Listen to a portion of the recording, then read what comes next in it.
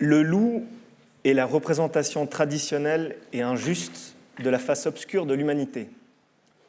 Choix ironique à bien des égards, ne serait-ce que d'un point de vue des origines du mot, puisque loukos, le terme grec, est très proche de leikos, la lumière, si bien que les deux termes ont été souvent associés. Outre l'éventualité de simples erreurs de traduction, ce rapprochement pourrait résulter d'un lien étymologique plus intime. Apollon était révéré à la fois en tant que dieu du soleil et dieu des loups. Et c'est précisément ce rapport entre le loup et la lumière qui importe ici. Pensez le loup comme une clairière dans la forêt.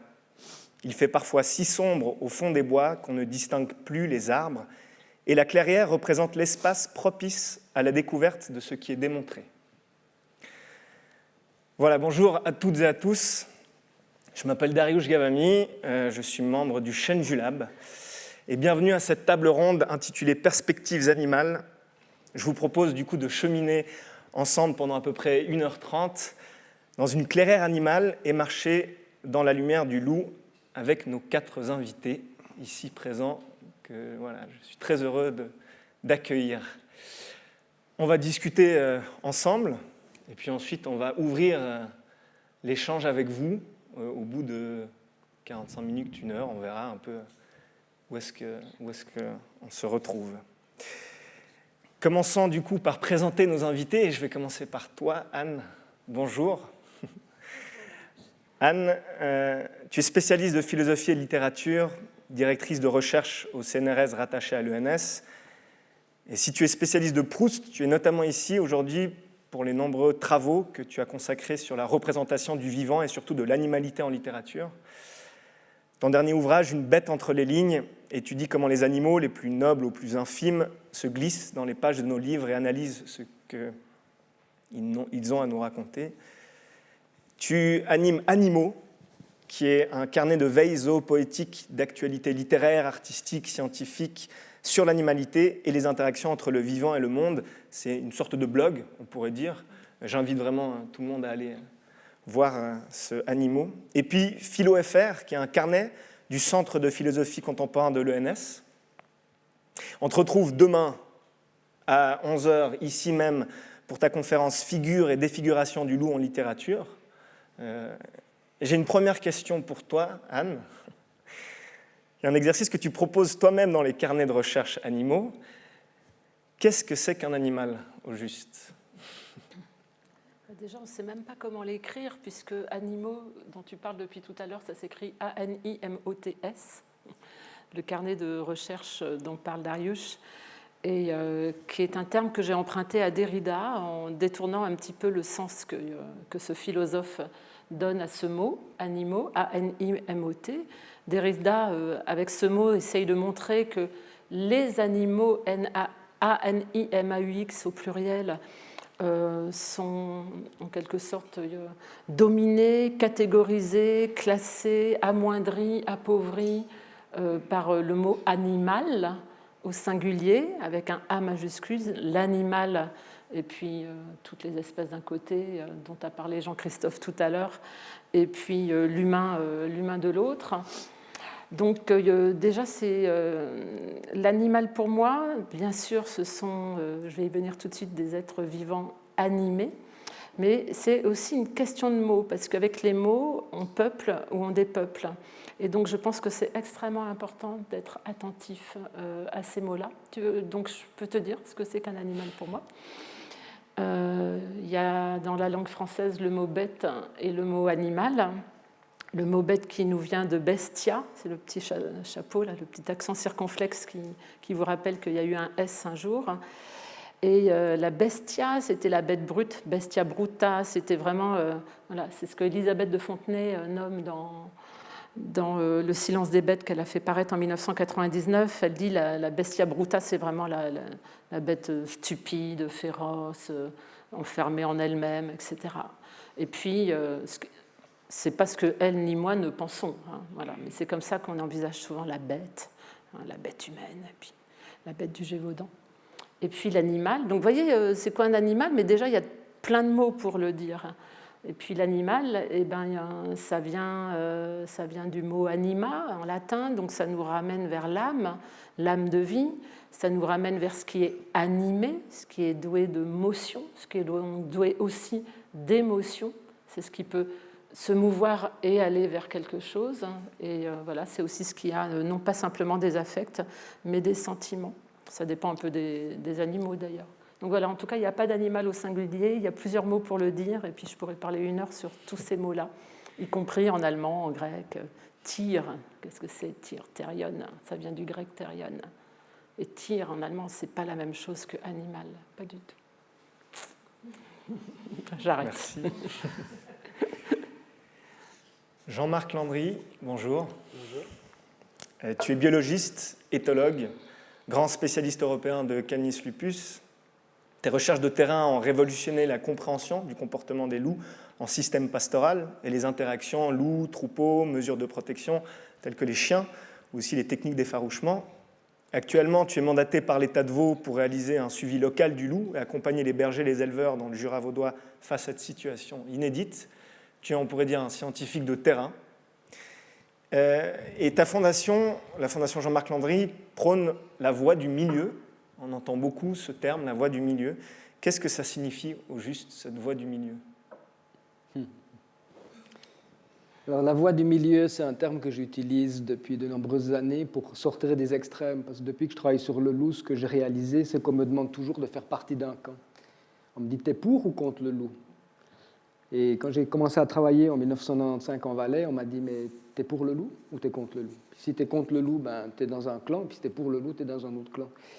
Et moi, j'aime bien sentir les choses avec les tripes, puis aller voir en fait les autres, voir ce que l'autre représente, voir les pensées de l'autre, que ce soit dans les deux milieux. Et j'ai pas envie de prendre une position. Donc j'essaie de naviguer entre une crête, entre ces deux extrêmes, de sortir les extrêmes, parce que je pense que jusqu'à présent, les extrêmes n'ont rien sorti, n'ont rien apporté, puisqu'on est toujours dans le conflit. Et je me dis qu'il faut aller justement dans une voie. D'abord, j'ai appelé ça la troisième voie, mais ça a des connotations pas très sympas.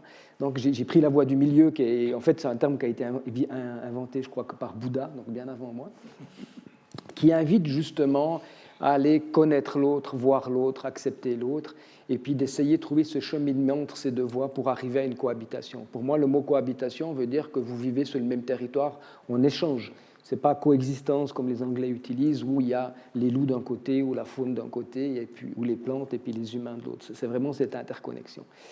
Et j'essaye d'apporter un peu cette voie-là, qui est une voie qui est difficile, parce que c'est beaucoup plus facile d'être dans un clan, parce que vous êtes entouré par des personnes qui vont vous soutenir, qui vont être là pour simplement vous soutenir. Quand vous êtes sur la voie du milieu, vous êtes toujours en train de trahir quelqu'un. Moi, je suis toujours en train de trahir un éleveur quand je soutiens les loups. Quand je parle de tir de loup, je trahis le loup. Je trahis les protecteurs du loup. Donc, vous êtes toujours dans ce cheminement qui est assez difficile, en fait. Vous êtes toujours un traître à quelque part et vous êtes souvent seul. Mais je pense que c'est la seule voie qui, aujourd'hui, peut ouvrir à autre chose. C'est ce que je disais hier soir. Pour moi, la voie du milieu, c'est ce qui permettra probablement d'aller au-delà de la protection du loup et de la cohabitation, mais d'aller sur les biodiversités, sur la conservation de notre monde aujourd'hui, ou moins essayer de prendre conscience de ce qui est en train de se passer dans notre monde. Donc voilà pourquoi je parle de la voie du milieu. On reviendra tout à l'heure sur cette notion de cohabitation. Continuons avec cette idée de l'autre. Jean-Christophe Bailly, bonjour. Bonjour. Donc, tu es écrivain, essayiste inclassable, je crois. J'ai essayé de trouver... Tu fais un peu tout, faut quand même le dire. Depuis plus de 40 ans, tu t'aventures librement à la croisée de l'histoire de l'art, de la philosophie, de la poésie, du théâtre, du journalisme, des carnets de route, du paysage, de l'urbanisme, de la géographie. Et j'en passe. Les mondes animaux sont au centre de nombreux de tes ouvrages. Je pense au versant animal, le parti pris des animaux, le puits des oiseaux. Et tu prônes la reconnaissance et la préservation de l'altérité de l'animal, son pur et simple étrangement, comme tu l'appelles. Pourquoi maintenir cette altérité-là est-elle importante selon toi ? Il y a des discours qui sont des discours d'empathie pure et simple, etc., qui me choquent en fait. Et je trouve très important de reconnaître l'altérité, c'est-à-dire de maintenir un seuil, un écart d'une certaine manière entre les animaux et les hommes, et c'est pas en général, c'est à chaque instant, à chaque moment. Ça peut être avec l'animal le plus familier, qui d'ailleurs, lui, le rétablit, ce droit au seuil. Si tout le monde a vécu ça avec un chat ou un chien, avec lequel on vit, d'un seul coup, il te regarde comme si tu n'avais jamais vu. Et comme si une mise à distance, on ne sait pas à quoi elle correspond exactement pour lui, mais ouais, voilà. Et puis avec les animaux, évidemment, qu'on ne fréquente pas régulièrement, cette différence, il existe de fait. Et en règle générale, j'aime pas l'un avec un grand U ou l'autre avec un grand A, mais à chaque fois, l'animal, il est quelqu'un, comme une personne pour moi, mais quelqu'un d'autre, et c'est pour moi fondamental d'abord de lui accorder, c'est pas un exploit, puisque c'est lui accorder ce qu'il est, au lieu de le caser tout de suite dans une catégorie, dans une cage ou dans une cage conceptuelle. Voilà. Et à chaque fois, pour peu qu'on soit attentif, avec les petits animaux comme avec les gros, avec les familiers comme avec ceux qu'on ne voit que très rarement ou occasionnellement, eh bien à chaque fois, je pense que c'est comme un réglage. On peut régler le dispositif en donnant toutes ses chances à la surprise et à la curiosité. C'est intéressant, ce matin, tu disais que ton œuvre autour des animaux cherchait à les décrire. Oui. Le mot, le verbe, pour essayer justement de faire ce travail de description, mais si je t'entends, tu te butes toujours, finalement, in fine, à l'altérité. Il y a quelque chose qui nous échappe constamment, malgré le fait qu'on écrive sur eux ou on essaie de les... Oui, c'est mieux que ça nous échappe. Si on imaginait qu'on peut totalement capturer l'être d'un animal qu'est X en le décrivant, en le photographiant, en le peignant, en le mangeant, etc. Non, forcément qu'il est mystérieux, il est énigmatique, comme d'ailleurs à peu près tout. Je pense à ça au verre d'eau, par exemple. J'avais fait une conférence sur l'eau pour les enfants. Et à la fin, après, heureusement que ce n'était pas devant le public, il y a une petite fille qui me demande « Mais monsieur, vous n'avez pas expliqué pourquoi l'eau est transparente ?» Heureusement qu'elle ne m'a pas posé la question devant le public, parce que j'aurais été incapable de lui dire pourquoi. Et bon, quand on boit un verre d'eau, quand on regarde, on n'y pense pas. Mais en fait, dès qu'on arrête un petit peu la machine des automatismes, tout redevient mystérieux. Et disons que les animaux, ils sont des émissaires de l'énigme, particulièrement vivants, agités. Voilà. Merci. Et enfin, Judith Zaguery. Salut. On se connaît bien. Judith, tu es donc metteuse en scène, formée aux arts dramatiques, mais aussi équestres. Tu diriges depuis 2002 l'école atelier Shenju, un lieu unique propice à la création, à l'expression, à la rencontre multi-espèces, situé à Gimel, au pied du Jura vaudois. C'est là que tu fondes avec un collectif pluridisciplinaire le laboratoire de recherche théâtrale sur la présence animale, le Shenju Lab. Et en plus de tes propres productions abordant l'animalité sous toutes ses formes, toi et tes animaux avez collaboré avec de nombreux artistes de la scène contemporaine européenne, je pense à Romo Castellucci, Stéphane Kegui, Laetitia Doche, pour amener et accompagner la présence de l'animal sur scène. Là, je passe quelques images de ce lieu en question et du travail. Est-ce que, donc du coup, les animaux sont l'ADN du Shenju Lab? Est-ce que tu peux nous en dire plus sur la manière dont tu amènes l'animal dans le spectacle vivant, sur tes méthodes de travail? Et peut-être aussi, pour répondre à cette question, je vous ai demandé d'amener un objet qui caractérise un peu votre prise de contact, votre mode d'accès à l'animalité. Est-ce que peut-être tu peux répondre à cette question en partie en présentant cet objet-là et puis, bien sûr, en dire plus? Oui. C'est cette petite cordelette que j'oublie souvent d'enlever même quand je quitte Gimel et cet endroit. je l'ai toujours sur moi parce que comme on vit avec plein d'animaux et que de temps en temps, il y en a un qui sort de l'espace, son espace de vie, qu'il faut le récupérer, ou quand même on travaille parfois avec eux, c'est une façon, on leur passe ça autour du cou, puis le lien peut se briser, c'est ce qu'on appelle une cordelette. Avec les chevaux, on leur passe autour du cou, mais si tout à coup on prend un contact un peu fort, ça se casse. C'est peut-être aussi un objet qui... Voilà, c'est très utile, mais aussi j'aime bien symboliquement le fait que souvent dans le rapport à l'animal, quand on travaille avec des chevaux ou d'autres espèces, on aime énormément contrôler, on aime maîtriser, on aime... Voilà. Et cet objet-là, c'est pas possible de le faire avec. Donc c'est un lien, et en plus, des fois, je trouve ça joli, quoi. Ouais, c'est beau. Voilà, c'est comme ça. Et du coup, comment tes méthodes de travail un petit peu voilà, vous cherchez à développer dans le Chêne du Lab, elles sont lesquelles, si tu peux en dire un peu? Alors tout dépend des projets. À la base, on vit entouré d'animaux. Donc les animaux sont là avec nous, c'est-à-dire qu'ils sont...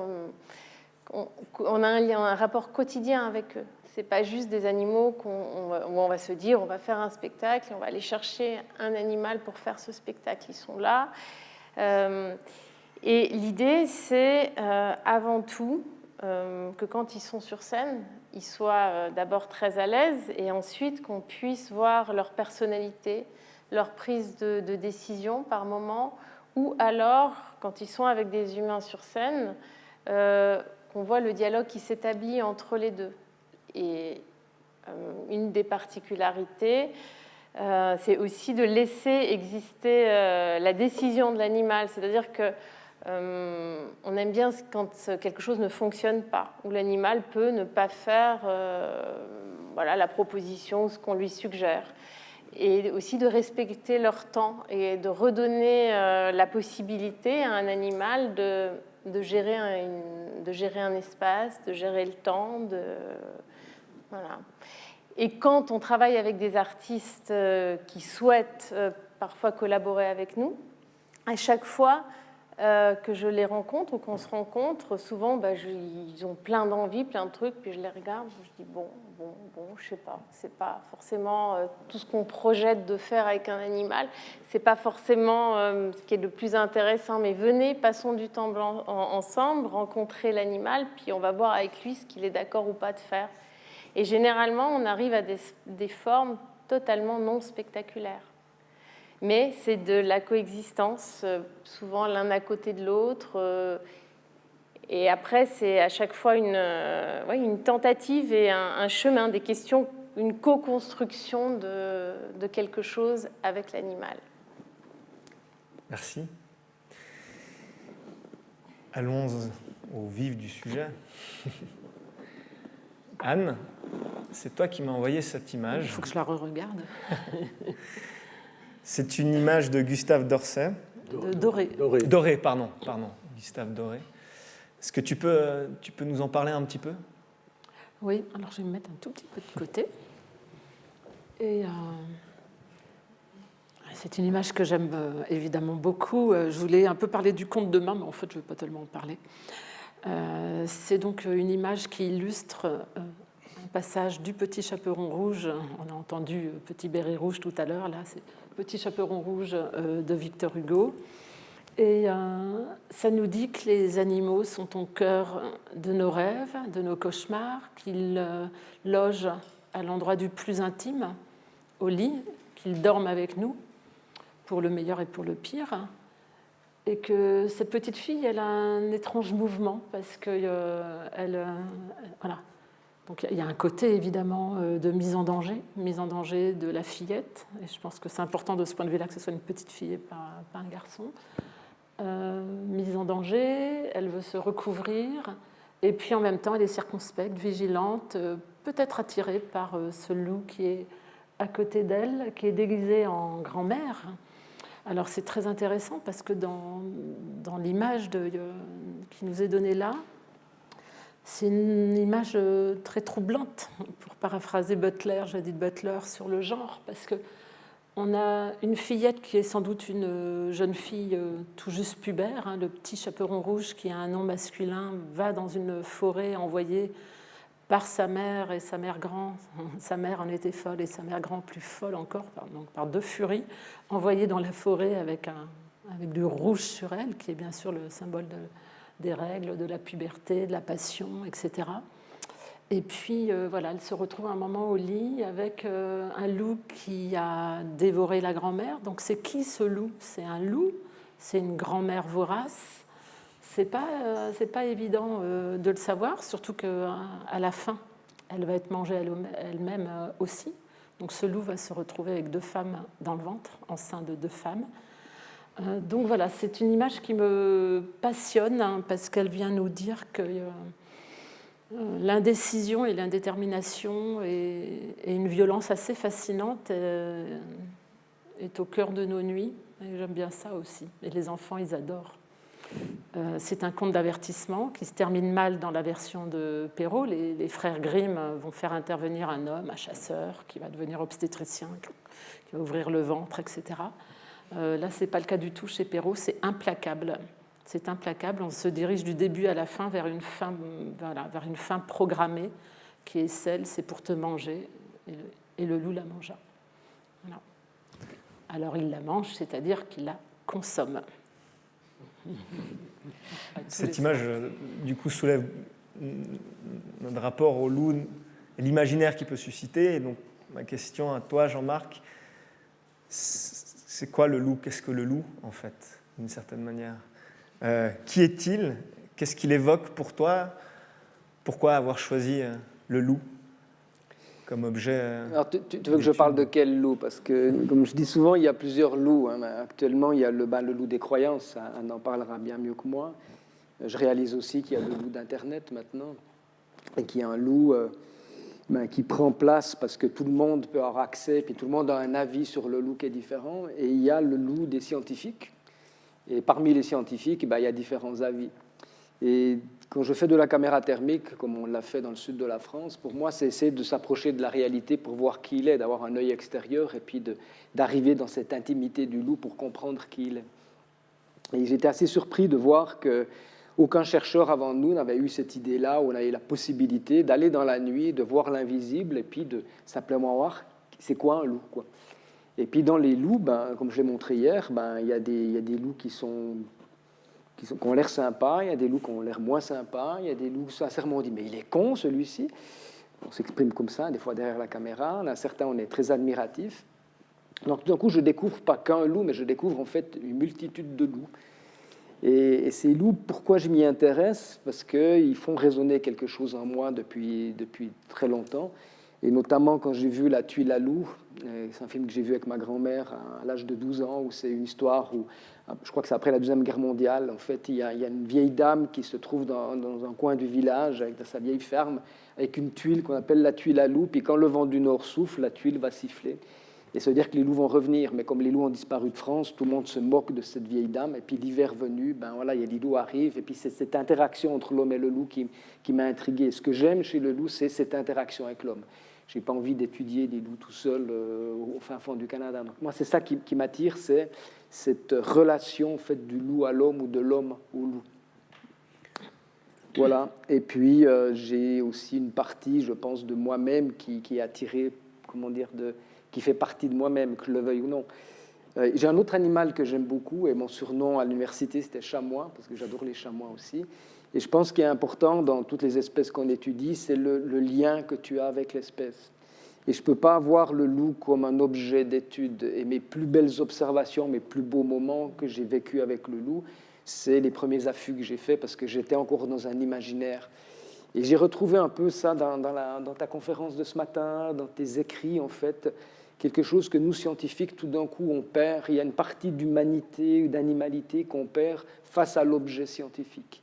Et j'essaye de toujours garder un pied sur le terrain, de toujours croiser des bergers, de toujours voir les animaux, de les toucher, pour garder cette partie un peu naïve de moi-même et puis de ne plus considérer le loup juste comme un objet scientifique. Donc pour moi, le loup, c'est beaucoup de choses en fait. Hein. C'est le côté scientifique, mais c'est aussi mon travail, c'est aussi qui est en relation peut-être avec l'objet qu'on verra tout à l'heure, qui est aussi une certaine droiture. Et puis pour moi, le loup, c'est aussi celui qui montre, c'est celui qui enseigne. Et moi, je suis très attiré par ça en fait. C'est un peu, je dirais pas un animal totem, mais c'est quand même un animal qui est là pour nous apprendre beaucoup de choses, je pense. Ce qui est en train de se passer aujourd'hui, notamment ici dans le Jura, mais ailleurs dans le monde, je pense que c'est un révélateur du temps et du monde qui est en train de changer. Jean-Christophe, qu'est-ce qu'il évoque pour toi, le loup? Je sais que ce n'a pas été un objet de réflexion particulier, et justement, ça m'intéresserait de savoir... comme ça, de par ce week-end aussi, ces interventions qu'on a déjà eues depuis hier, intuitivement. J'ai été tout à fait passionné par l'exposé de Jean-Marc hier, quoi. Et en plus, il commençait, il n'y a pas le loup, mais les loups, etc. Donc, au sein même d'une espèce qui elle-même fait partie de milliers d'autres espèces, de déspécifier l'animal devant lequel on est pour lui accorder toutes les capacités et tous les pouvoirs de ce qu'on appelle une individuation, et qu'il y a un loup qui est comme ci, un autre qui est comme ça, etc. Donc ça me touche beaucoup. Mais je dois avouer qu'en ce qui me concerne, je n'ai jamais eu le moindre rapport avec un loup. Si, j'en ai vu comme ça, malheureusement, en captivité, et je n'ai pas un imaginaire qui est particulièrement actif en direction du loup. Par contre, il se trouve que alors ça serait intéressant, je n'ai pas fait d'auto-analyse à ce sujet, mais le fameux loup cervier, le lynx, ça, j'ai une fascination extrême, je peux dire, pour cet animal, et qui partage toute une série de traits avec le loup, mais aussi, comme ça a été très bien expliqué d'ailleurs, qui se sépare du loup par sa forme, la forme de son museau, son rapport aux proies, et aussi, peut-être que je le divinise un petit peu trop, mais ce qui me fascine, c'est justement à compter du moment où les animaux sont des êtres allogades, sans langage,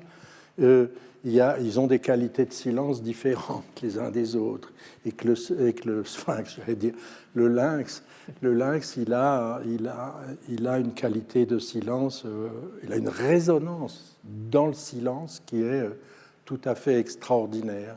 Et voilà, donc, et je l'associe à des tas de paysages. Je sais qu'il y en a en Espagne, je sais qu'il y en a dans les Balkans, etc. Mais dans mon imaginaire, je le mets plus au nord peut-être qu'il n'est en réalité. C'est un cousin, et bizarrement comme un cousin de la chouette des neiges, quoi. Voilà. Judith, ton prochain spectacle va interroger la problématique du retour du loup dans nos régions. Et pourquoi, du coup, cet animal t'intrigue-t-il? Comment est-ce que tu vas amener cet animal-là? Est-ce que tu es déjà en cours de réflexion? Et pourquoi lui plus qu'un autre? Nous venons il y a un an, nous avons créé un spectacle à partir de nos animaux, un petit peu de leur perspective. Et puis il s'avère que les loups maintenant descendent près de chez nous aussi.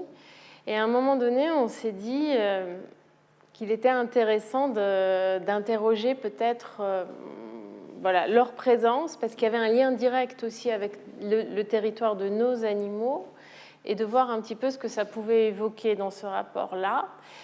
Et on s'est posé des questions, on s'est dit, mais d'ailleurs Julien Régamay ou toi Jean-Marc, quand tu vois la façon dont les animaux sont chez nous, il y a certaines clôtures qui, peut-être ne sont pas adaptées aux loups. Donc, c'est toutes des questions. Donc on s'est senti directement concernés. Brian, qui a des chèvres et qui s'occupe des chèvres, a eu beaucoup d'inquiétudes à un moment donné quand on nous a dit les loups sont par ici. Moi, j'avoue que depuis toute petite, je suis fascinée par cet animal. Il m'intrigue, il me passionne, et en même temps, je suis incapable de faire quelques mètres dans la nuit sans avoir peur. Alors je ne peux pas dire que j'ai peur du loup, mais j'ai peur quand je suis dans la forêt ou quand je suis dans la nuit.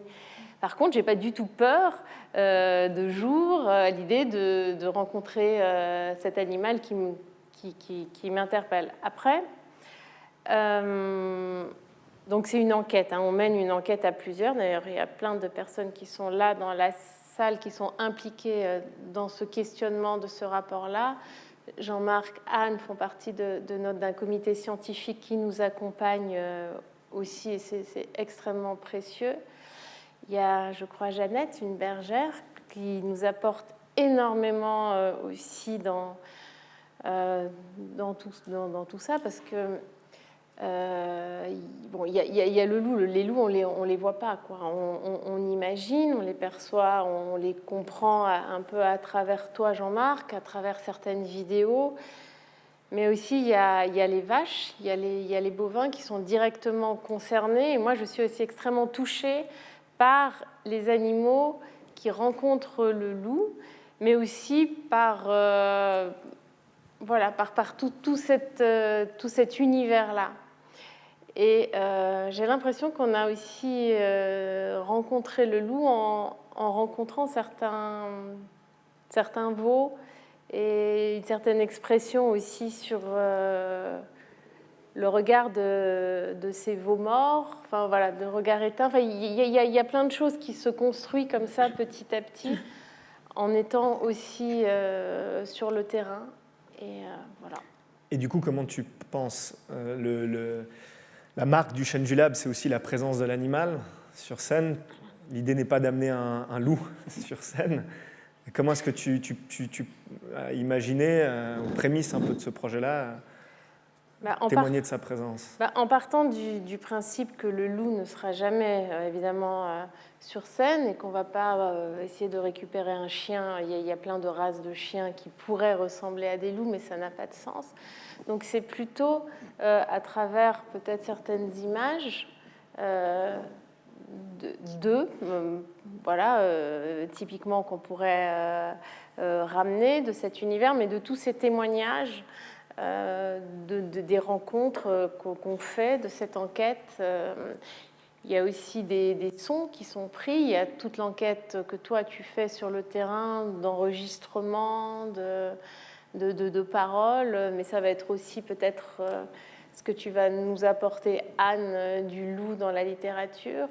Avec Jean-Marc, on passe énormément de temps aussi à discuter de tout ça, et aussi en allant sur le terrain. On ne sait pas, parce que le principe du Shenju Lab, c'est qu'on est incapable de faire un spectacle rapidement. Il nous faut 2 ans, voire plus, pour essayer de comprendre les choses dans leur globalité. Et puis aujourd'hui, on ne sait pas. On est en pleine démarche de prise d'information, mais aussi de ressenti, parce qu'on n'est jamais que dans la théorie. On mêle toutes ces choses-là, puis après, on ne sait pas ce qu'on va vous montrer. Tu parlais de cette proximité que tu as à Jimel avec ce loup, le sauvage en général, et ça me fait penser à ce concept de cohabitation. Et la philosophe Joëlle Sachs préfère le thème de voisinage. Pour elle, il semblerait que la cohabitation soit trop portée une forme d'entente commune, et que le voisinage serait comme des colocataires ou vivant dans un même immeuble, et puis qu'on n'est pas obligé d'échanger plus que ça avec la personne au-dessus. Mais ce qu'elle entend par là, c'est qu'il est nécessaire de réfléchir à la bonne distance qu'on doit avoir avec l'animal, et notamment avec le sauvage et avec le loup. Pour toi, Jean-Marc, c'est quoi cette bonne distance à adopter? Non, je ne pense pas qu'il y ait de voisinage. Je ne suis pas du tout d'accord avec ce philosophe-là, parce que quand tu es dans la montagne ou quand tu es au marché rue, en fait, les loups sont partout, le bétail est partout, et les bergers sont partout, et l'humain est partout. Donc, en fait, tout s'entrelace, tout se croise, en fait. Et tu n'es pas dans un voisinage. C'est pour ça que moi, j'essaie vraiment de dire les choses. Et je pense qu'on l'a démontré avec ces images de caméra thermique. En fait, le loup, il n'est pas voisin des troupeaux, il est dans les troupeaux. Il vit sur le même territoire. C'est pour ça que je parle que je suis spécialisé du loup dans le système pastoral, parce que c'est quelque chose que je connais bien. Et nos images ont montré ça. Auparavant, on pensait qu'il y avait un voisinage ou une coexistence. On disait ils sont voisins, voilà, ils se croisent. Ben, pas du tout.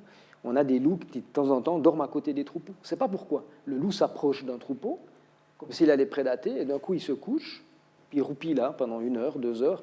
Mais quand je dis à côté du troupeau, ça peut être à 50, 100 mètres, quoi. Tu dis, mais qu'est-ce qu'il est en train de faire? Donc, tout d'un coup, on a vu que ces loups vivaient avec le pastoralisme, si on veut. Et ça, pour moi, c'est nouveau. Et la bonne distance, c'est qu'il n'y a pas de distance tant qu'ils ne touchent pas à nos bêtes.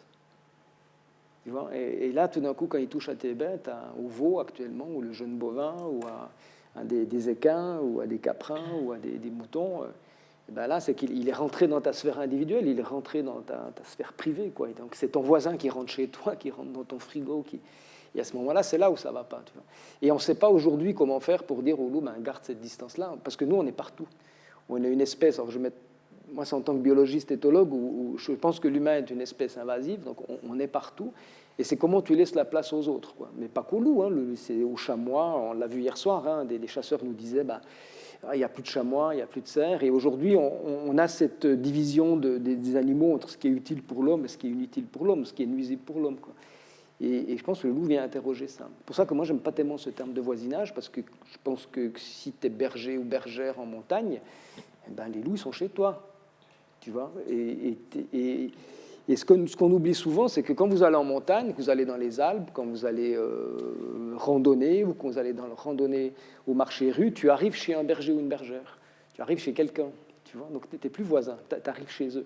Et il y a une manière de se comporter aussi, nous en tant qu'humains simplement. Et on a complètement oublié qu'il y a des gens qui travaillent dans la montagne, tu vois. Et le loup, ben, lui, il n'a pas de loi, il n'a rien, lui, il s'en fout, quoi. Il passe, nous, on a des images où il passe carrément à côté du chalet, quoi, à 50 mètres ou à 10 mètres du chalet. Puis l'hiver, ben, les humains repartent de la montagne et le loup, ben, il reprend toute sa place, quoi, tu vois. Donc est-ce que c'est le loup qui est voisin ou est-ce que c'est nous qui sommes voisins au loup, tu vois, quand tu es dans la montagne? Donc voilà, donc moi je pense que peut-être le terme cohabitation n'est pas le bon terme, je ne sais pas, mais c'est qu'il faut comprendre que c'est entrelacé et tout le monde vit ensemble, quoi. Et c'est ce vivre ensemble qu'on essaye de trouver qui soit le plus apaisé possible, je crois. C'est quelque chose qu'on a oublié de faire. Et on n'a pas le choix aujourd'hui. Si on va aller plus loin, bon, il faut apprendre à vivre ensemble. Mais quand je dis vivre ensemble, c'est avec toutes les espèces, pas qu'avec le loup. Et les plantes, et les minéraux, et voilà, notre environnement, quoi, notre nature. Jean-Christophe parlait de qualité de silence avant. Du coup, on sera obligé de faire du bruit, je suis désolé. J'aimerais vous faire passer un enregistrement et qu'on puisse le commenter.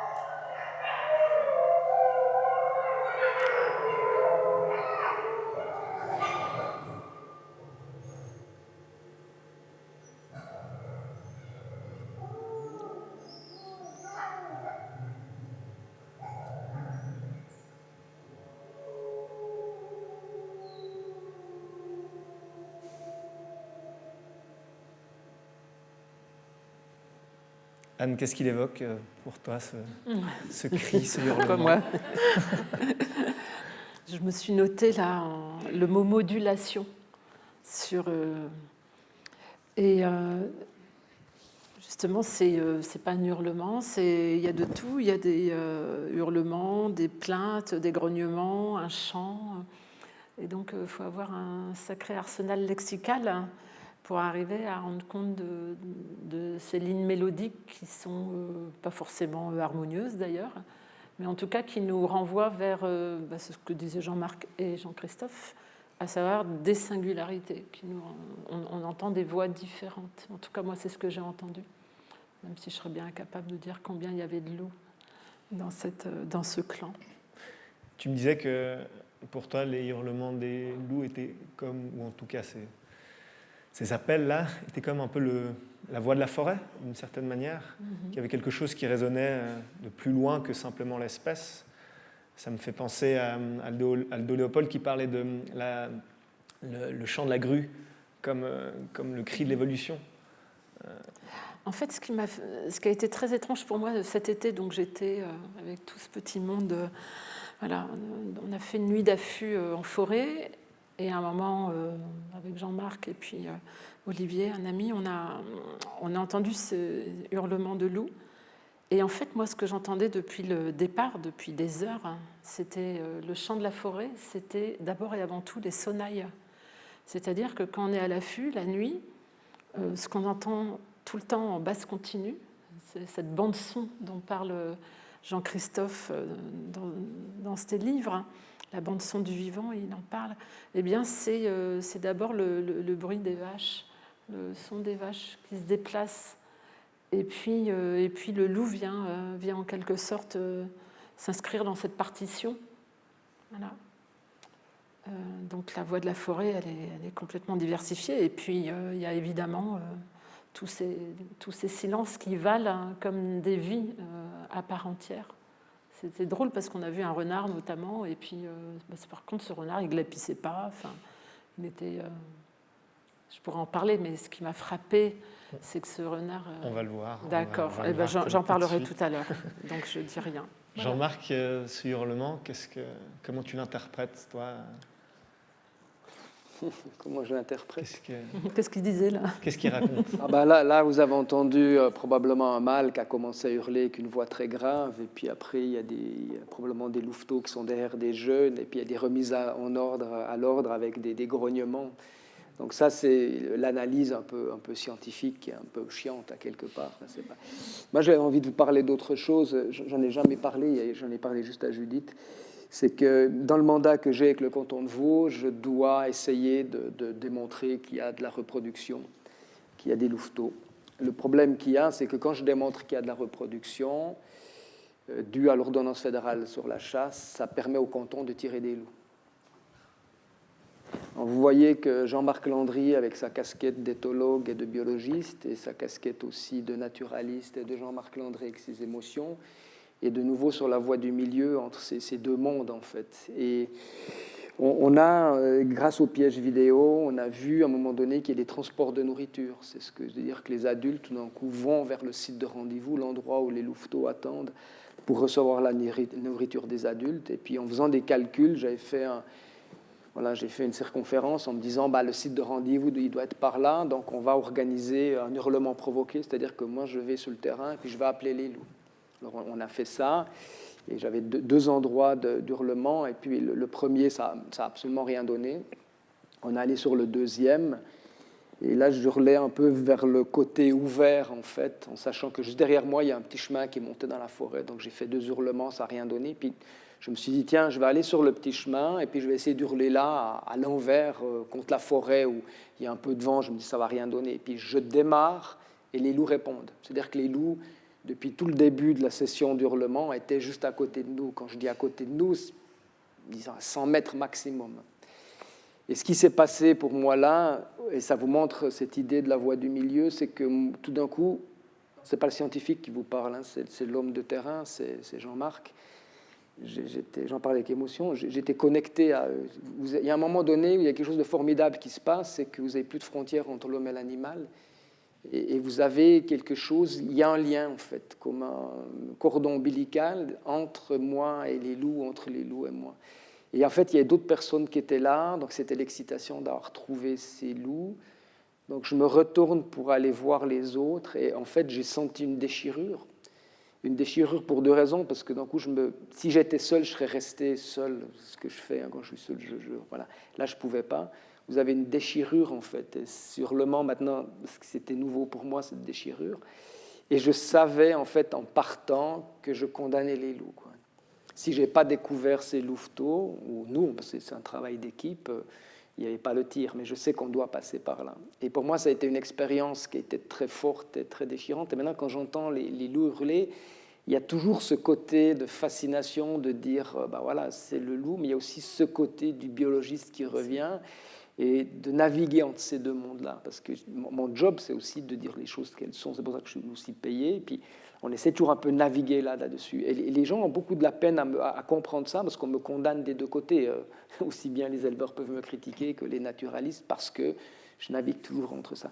Donc ça évoque aussi ça, ce lien et cette déchirure, en fait. Et c'est cette déchirure me suit dans mon travail, parce que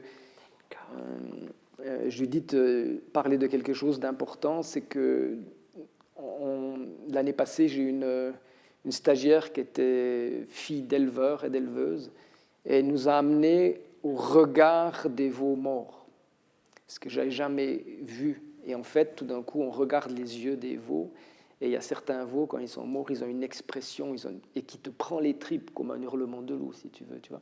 Et tu es toujours dans ces deux milieux que tu navigues. Tu vois. Voilà, donc pour moi, l'hurlement, c'est beaucoup, beaucoup d'émotions. Ça fait remonter beaucoup de choses, du côté scientifique, du côté politique. Mais voilà. Et la première fois que j'ai entendu les loups, après j'arrête, mais la première fois que j'ai entendu les loups dans le Jura, parce qu'on veut aussi démontrer, je les ai aussi appelés, et quand ils te répondent, moi j'ai toujours rêvé d'avoir des loups dans le Jura depuis gamin, et là tu as un frisson, tu as une émotion, voilà, et à un moment donné tu fais partie du truc, quoi. Je veux dire, il n'y a plus de différence entre toi et l'animal, quoi. Voilà, pour moi ça représente ça, l'hurlement. Jean-Christophe, qu'est-ce qu'évoque pour toi justement cette réponse ? On parlait beaucoup du langage ou de cette absence de langage chez l'animal.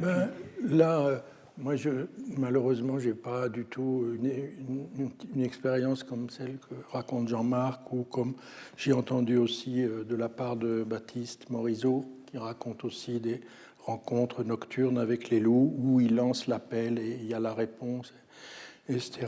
Je n'ai qu'un rapport de mélomane, si on peut dire, à cette étrange musique. Et on peut dire que dans la fameuse bande-son animale, il y a là aussi la diversité, elle est extrême selon les endroits où on se trouve. Par exemple, il y a bien des endroits où on ne pourrait pas entendre de sonnaille. Et elle est extraordinairement spectaculaire, disons, impressionnante, plus que spectaculaire puisqu'on n'y voit rien, mais elle est très impressionnante, c'est vrai, au fin fond de la savane africaine. Elle se déclenche comme ça, et en plus, là-bas, on met du temps à identifier les choses, mais les hyènes, les lions, la nuit, etc., puis des tas d'oiseaux, des tas de froissements, des tas de feulements. Il y a beaucoup d'identifiés et de non-identifiés. Et disons que pour revenir près d'ici, justement, là où je vais le plus souvent à la campagne, en Saône-et-Loire, il y a toute une animation dans la presse locale, justement parce que les loups sont revenus, ils ont attaqué, paraît-il, plusieurs troupeaux dans la commune à côté de la nôtre, etc. Mais pour le moment, on les a jamais entendus. Mais dans l'imaginaire et quand on produit le son des loups, c'est un petit peu un identifiant de la nuit, et un petit peu comme le cri de la chouette, enfin le cri des chouettes, parce que pareil, il n'y a pas la chouette, le cri des rapaces nocturnes, et c'est des identifiants de la nuit en tant qu'elle est quand même la source de cet effroi qui se maintient. Parce que ce que disait Judith, c'est vrai que je me souviens un jour, j'étais à une noce, et puis je m'étais fâché, c'était en plein milieu d'une forêt, et j'avais décidé de rentrer à Fontainebleau. Ça devait faire 10 km à peu près, à pied, comme ça, furieux, en plus pris de boissons, etc. Au début, on commence extrêmement brave, quoi. Puis à un moment quand même, c'est comme si la forêt de Macbeth, quoi, elle s'approche, elle t'entoure de plus en plus près. En fait, mais le truc qui fait le plus peur, c'est quand à 4 heures du matin, c'est quand une bagnole arrive. Là, je me planquais dans les fourrés, je ne sais pas pourquoi. Enfin, bon, on se raconte plein d'histoires, mais c'est vrai que dans ces récitatifs et ces arias qu'on entend et qu'on imagine, c'est vrai que le cri du loup, comme ça, il est particulièrement impressionnant.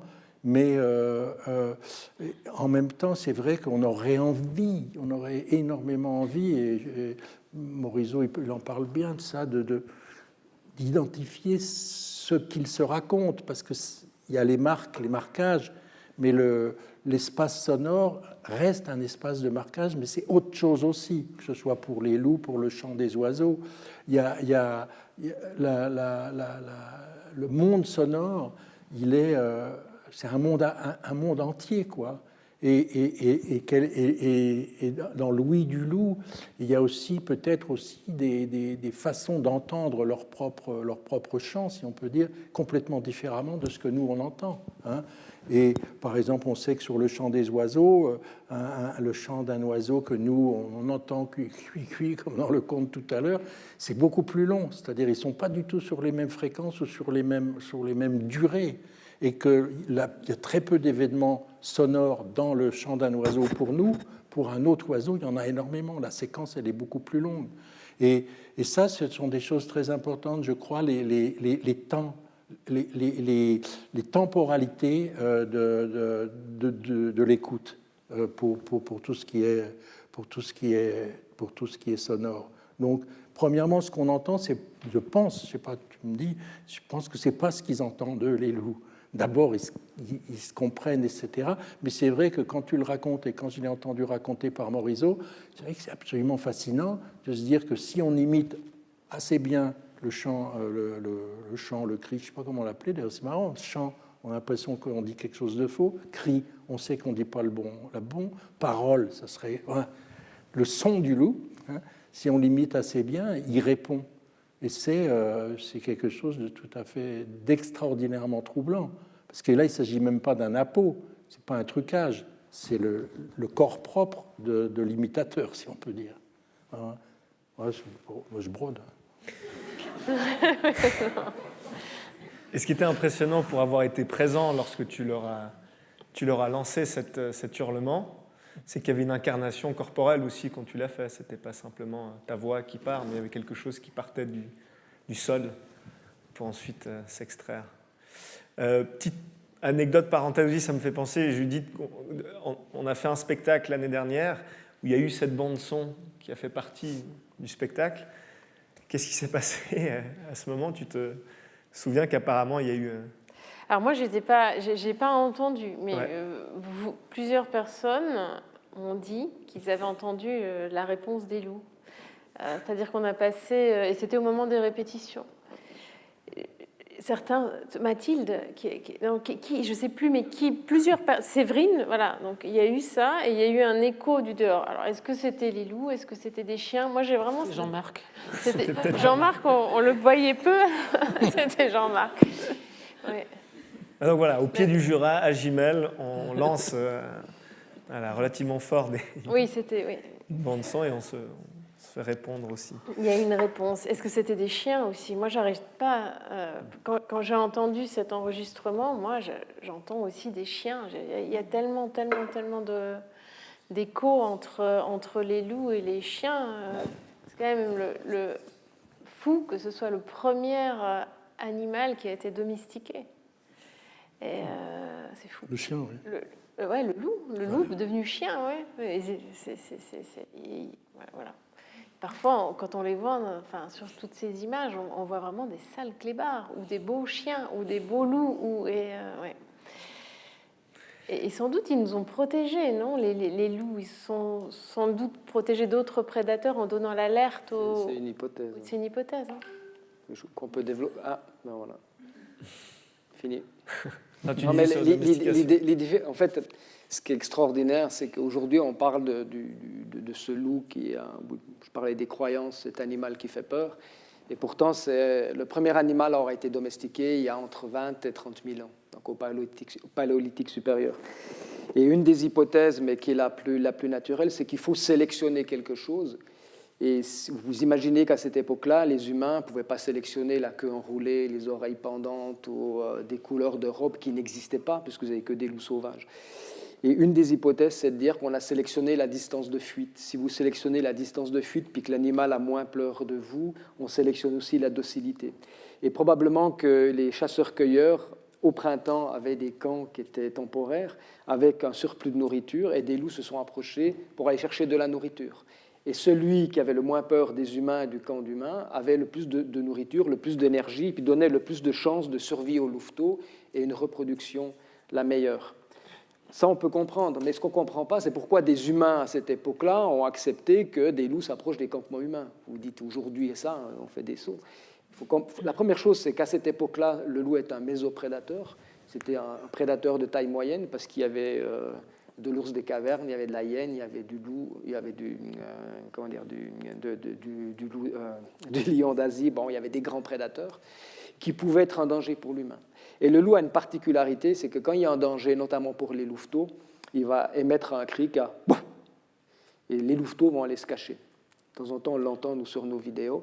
Et il est possible que l'humain acceptait les loups, parce que quand il y avait des grands prédateurs qui venaient vers les campements humains, les loups, en fait, en émettant ce son pour les louveteaux, avertissaient aussi les humains. Et une des hypothèses, c'est moi, je pense sincèrement que c'est ça, c'est qu'à force de sélectionner des loups qui étaient dociles, qui restaient à côté des campements humains et puis qui émettaient des wouh, petit à petit, on a sélectionné l'aboiement. Et c'est pour ça que les chiens aboient, en fait. Et dans les loups qui ont très peur ou quand il y a vraiment un problème, ils peuvent commencer à aboyer. Donc vous voyez qu'à l'époque, le premier animal aurait été domestiqué, notamment pour l'aboiement, et comme tu disais, Judith, c'est pour la protection du clan, probablement. Donc les loups étaient plus des protecteurs du clan qu'un danger. Revenons au loup d'ici, et je vais faire passer du coup une vidéo, et j'aimerais bien que Jean-Marc, tu nous la commentes pendant qu'on la visualise. Est-ce que ça vous va, peut-être, vu qu'on a des chaises tournantes, carrément, c'est parfait, c'était prévu, incroyable. Alors voilà, nous sommes aux eaux de Vincennes, à Paris. Alors là, je suis avec Anne et Olivier, puis en fait, la nuit précédente, il y a eu une attaque sur un troupeau de jeunes bovins, et un jeune bovin a été tué.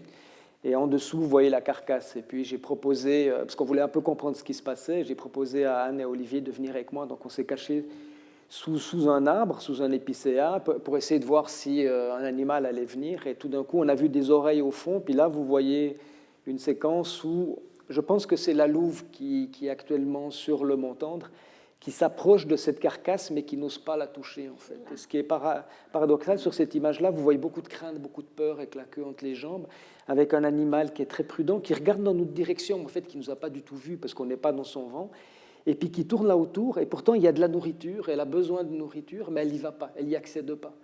Et probablement c'est parce que ce n'est pas elle qui a fait on voit la carcasse sur sa droite, et vous voyez qu'elle sursaute par rapport à tout. Et les loups, en fait, la majorité des loups qu'on voit dans la nature sont des animaux qui sont peureux, en fait, qui sont craintifs, qui font des sursauts, et notamment quand ils arrivent près des carcasses, comme ici, que ce soit du cerf ou que ce soit un veau, ont cette particularité d'avoir peur. Et c'est surprenant d'avoir cet animal qui nous fait autant peur, de voir que cet animal, la nuit, a aussi peur de la nuit.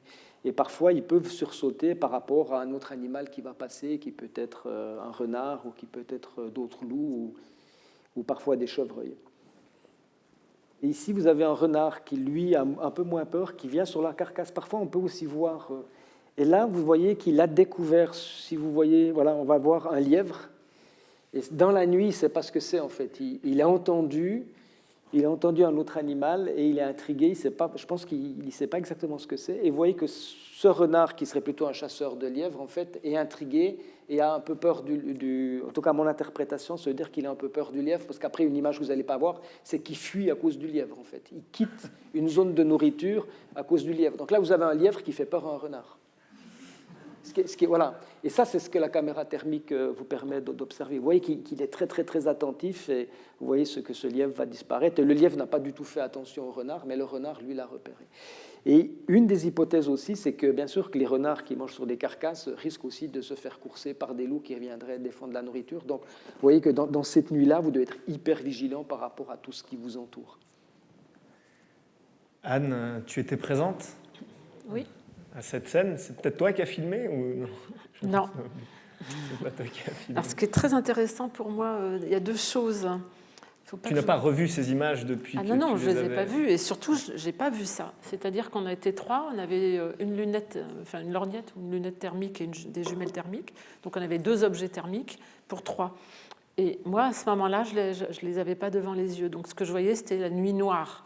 Voilà, donc je ne savais même pas qu'il y avait un lièvre. J'ai vu le loup, j'ai vu le loup comme la petite fille.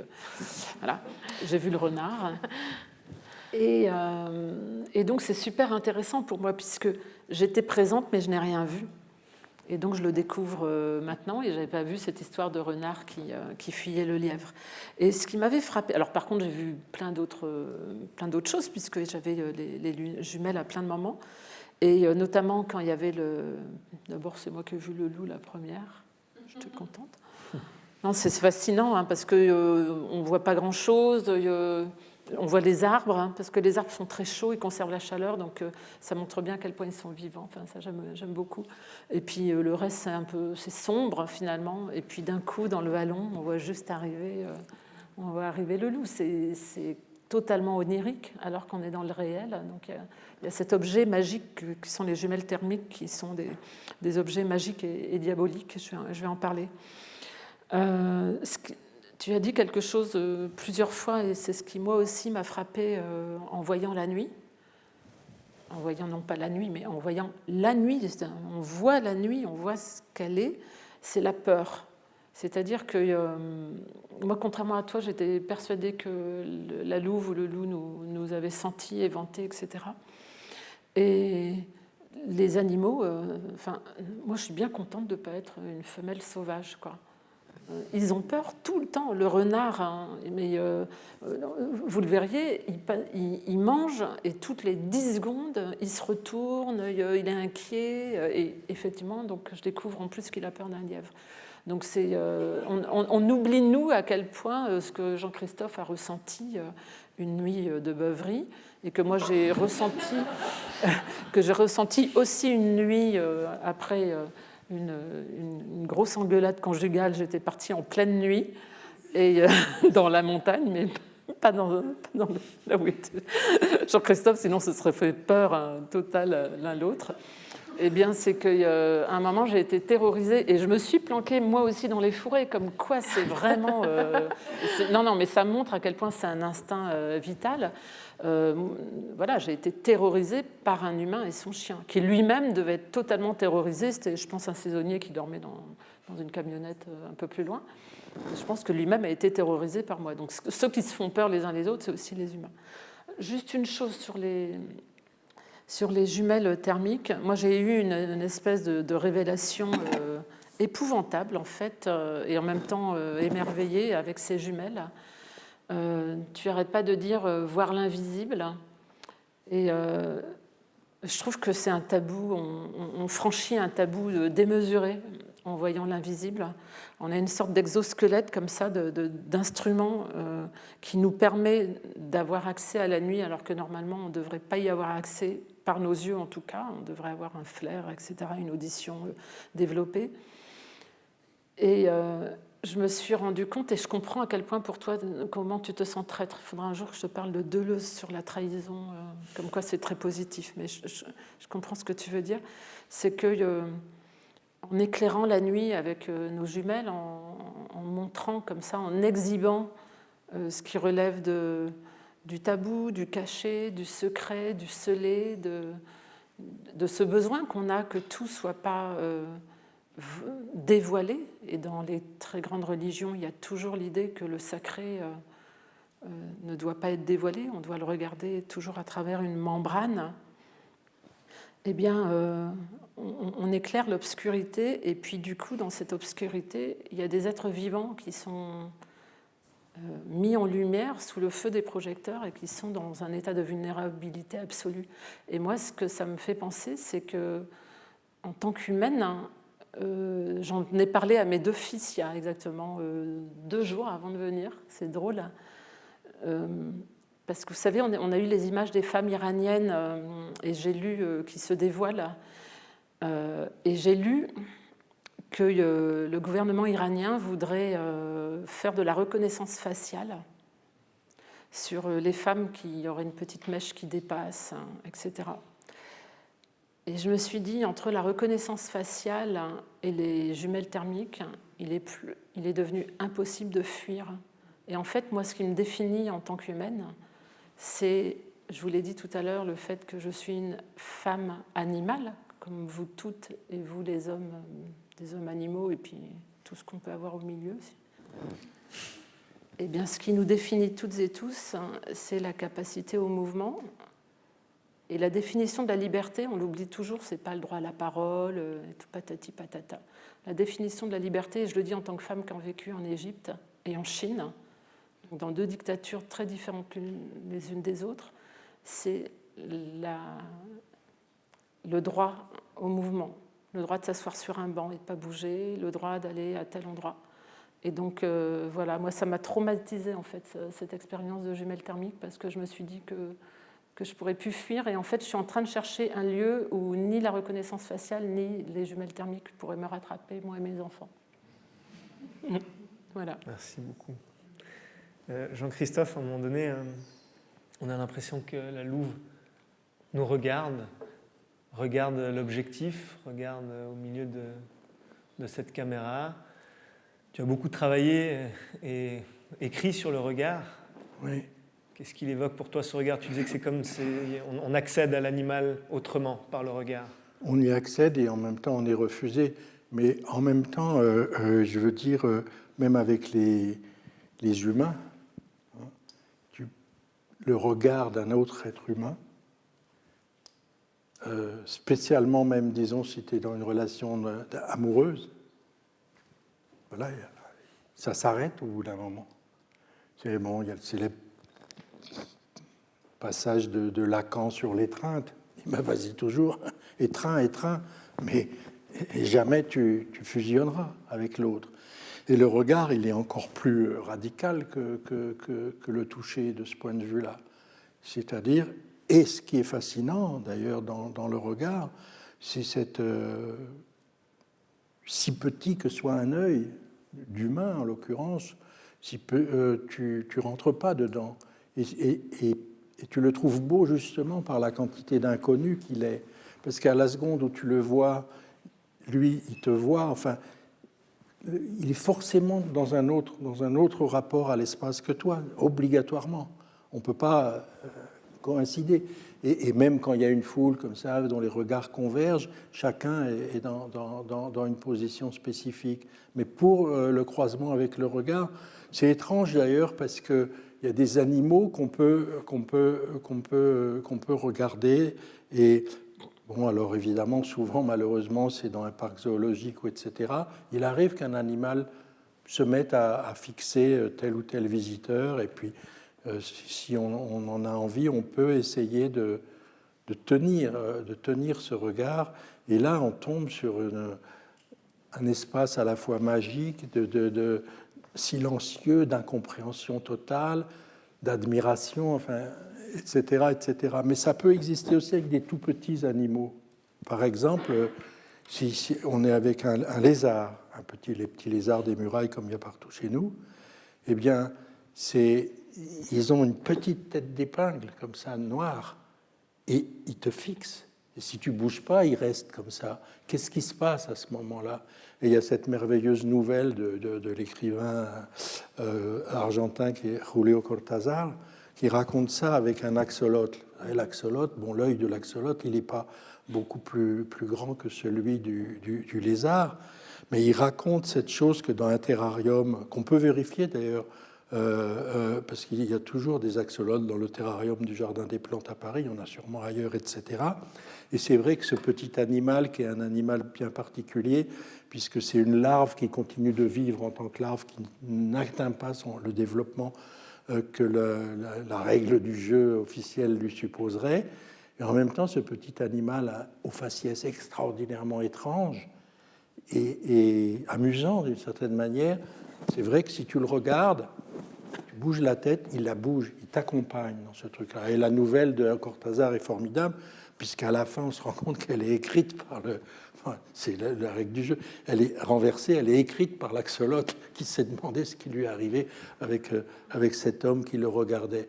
Mais ces échanges-là sont très, très, très, très étonnants, quoi. Et bon, encore, vous avez dit, il est vraiment obsédé avec les chauves-souris, mais c'est vrai que on peut le vivre aussi avec une chauve-souris. Et la rencontre avec les chauves-souris, en général, elles volettent comme ça le soir, etc. Mais ça m'est arrivé dans la cave d'en rencontrer une. Elle vole, et à un moment, elle s'accroche. Et la première chose qu'on voit, c'est sa respiration. Elle respire très vite parce qu'elle est dans l'effroi, elle a peur.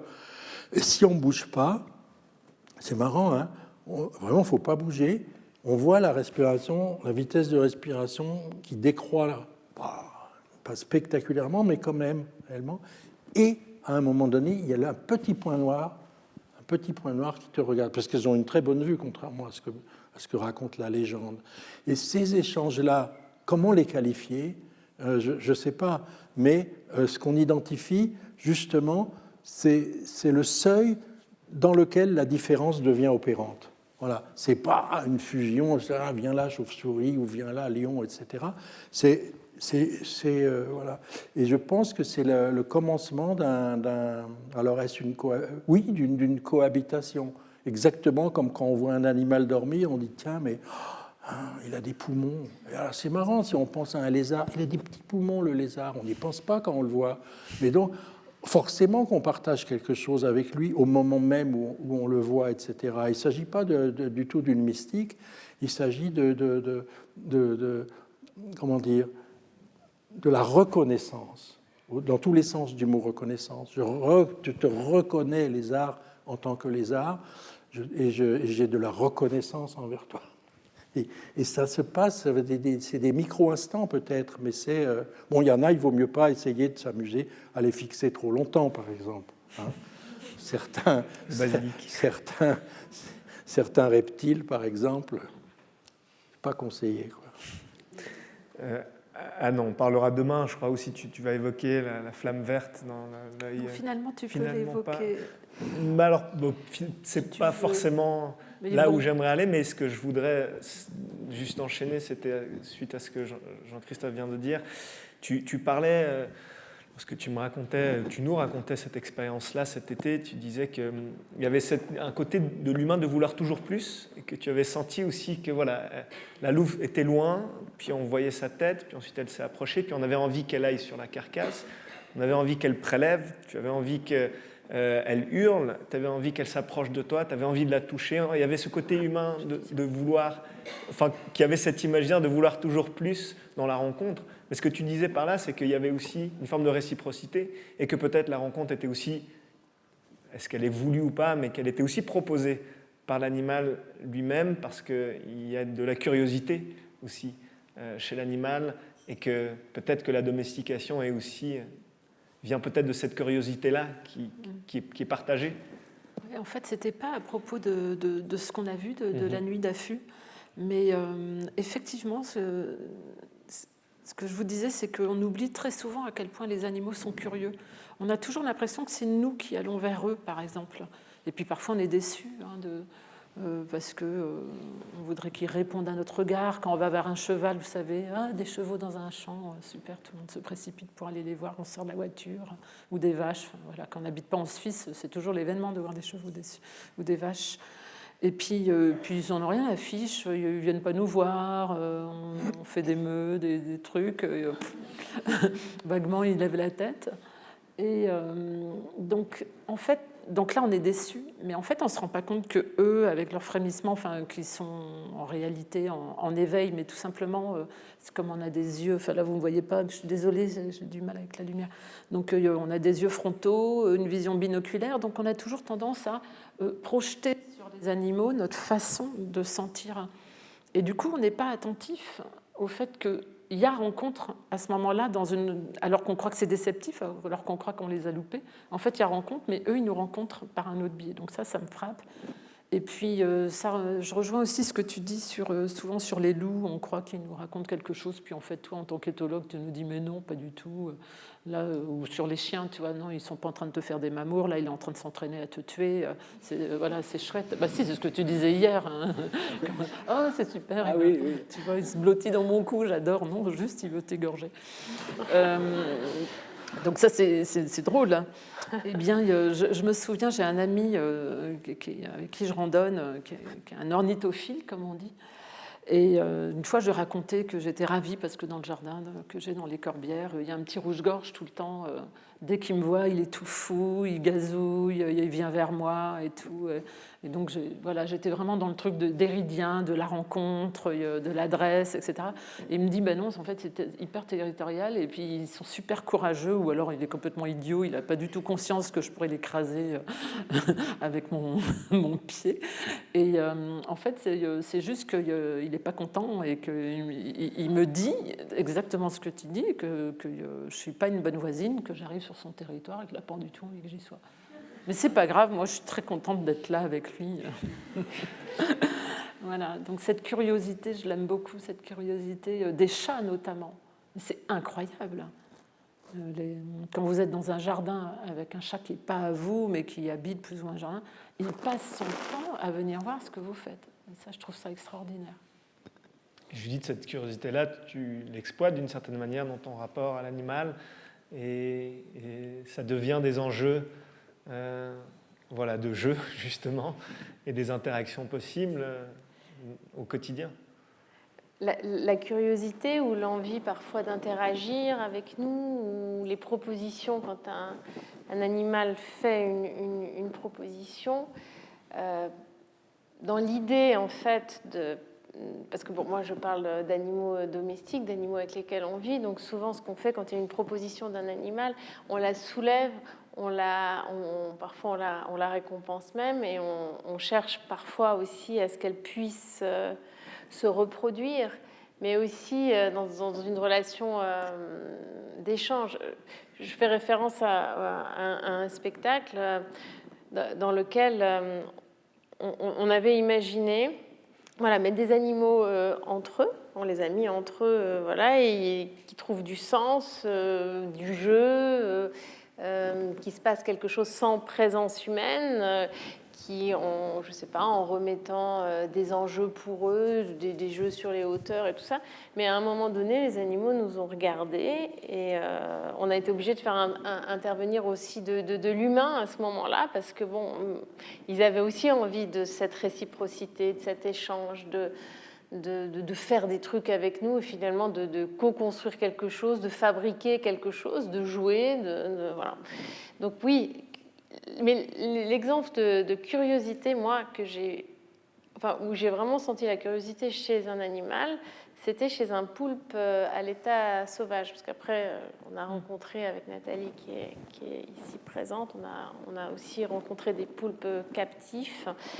Mais un poulpe en mer, contrairement peut-être à d'autres espèces, et c'est décrit par des plongeurs, va à la rencontre de l'humain, va le suivre, va le toucher, va même aller jusqu'au contact physique pour le goûter, voilà. Donc c'est... Oui. La curiosité, elle est multiple. Tu fais référence du coup au spectacle Temple du présent, Solo pour Octopus. Oui. Oui, cette réciprocité-là qui brouille un petit peu les rapports et les frontières. On arrive un peu au terme de notre discussion à 4 à 5.